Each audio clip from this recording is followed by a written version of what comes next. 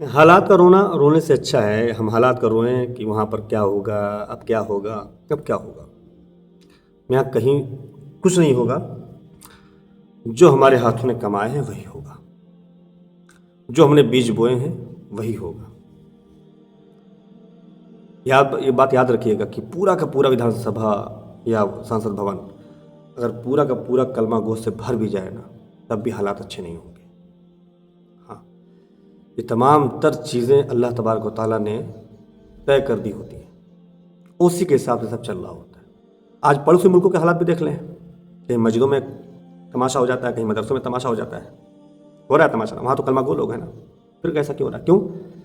حالات نہیں بدل رہے ہیں، عیاشی نہیں چھوڑ رہے ہیں، آرام پرستی نہیں چھوڑ رہے ہیں۔ کلمہ اور کلمہ والے یعنی کلمہ سے ان کو کتنا مطلب ہے، حضور علیہ الصلوۃ والسلام کی ذات سے ان کو کتنا لینا دینا ہے۔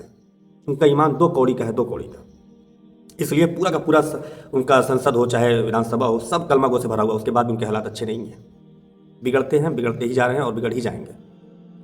اسی طرح ہمارے یہاں بھی اگر ہم پریشانی اس بات کو لے کر کے ہیں کہ وہاں پر یہ سرکار آ گئی، فلاں جہاں یہ سرکار آ گئی، ہمارے یہاں یہ سرکار چل رہی ہے، اور اس کا رونا رو رہے ہیں اور اپنے حالات کو نہیں بدل رہے ہیں ہم، تو ہم سے بڑا بیوقوف کوئی نہیں ہے۔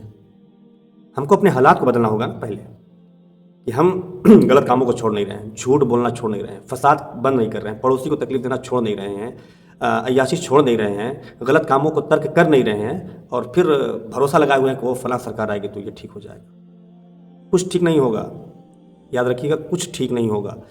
آپ لوگ کبھی کوئی پوچھتا ہے نا کہ وہ یار اچھا نہیں لگ رہا ہے، کچھ ٹھیک نہیں لگ رہا ہے، پتہ نہیں طبیعت اندر سے خراب ہے، صبح سے لے کے شام تک آنکھ میلی کیے رہتے ہیں، صبح سے لے کے شام تک گھر سے نکلے ہیں ٹکر ٹکر ٹکر ٹکر تکنا چالو کر دیتے ہیں، ان کو دیکھا ان کو دیکھا، آنکھ گندی کر لیا نا۔ اس سے کیا ہوتا ہے بھائی صاحب، اس سے کیا نقصان ہے؟ ایک بار یاد رکھیے گا کہ صبح سے لے کر شام تک اپنی آنکھوں کی حفاظت کر لو، ایک دن خالی کر لو، کر کے دیکھ لو کہ کیا ہوتا ہے شام تک۔ یہ جو صبح کو نکلے ادھر دیکھ رہے ہو ادھر دیکھ رہے ہو، ان کی بہن بیٹیوں کو دیکھ رہے ہو، شام تک یہ سلسلہ جاری رہتا ہے، اور شام تک اتنی غلاظت اتنی لعنتیں لے کر گھر میں لوٹتے ہیں، اور پھر کہتے ہیں طبیعت خراب ہے، سستی ہے، ڈپریشن ہے، تو یہی سب رہے گا نا۔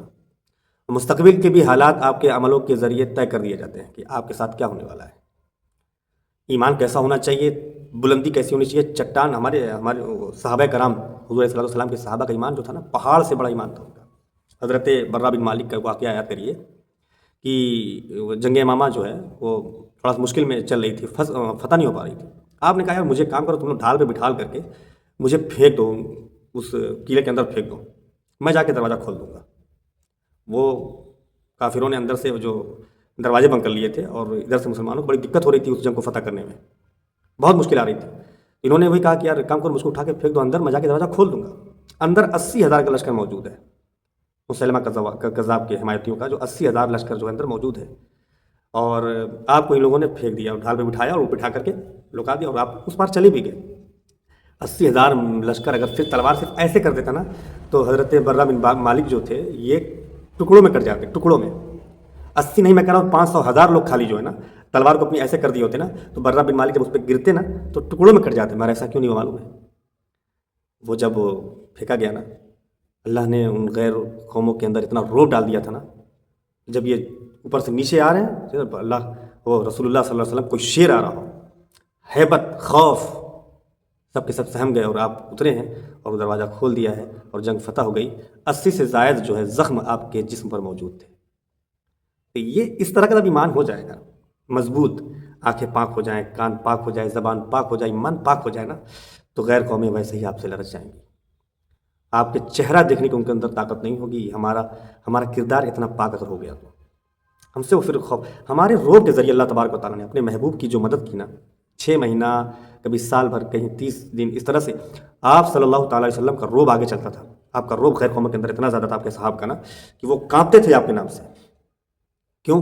کردار بہت اعلیٰ تھا۔ علامہ اقبال نے کہا نا کہ توحید کی امانت سینوں میں ہے ہمارے، آسا نہیں مٹانا نام و نشاں ہمارا، اور سالار کارواں ہے میرے حجاز اپنا، اس نام سے ہے باقی آرام جاں ہمارا۔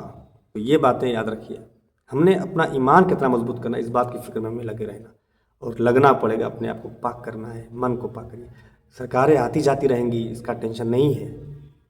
ہم اپنے اندر کی سرکار، جو ہمارے اندر کی جو سرکار چل رہی ہے نا، اس کو ہم ٹھیک کر لیں۔ جب یہ سرکار ٹھیک ہو جائے گی نا، ساری سرکاروں کو اللہ تعالیٰ ٹھیک کر دے گا۔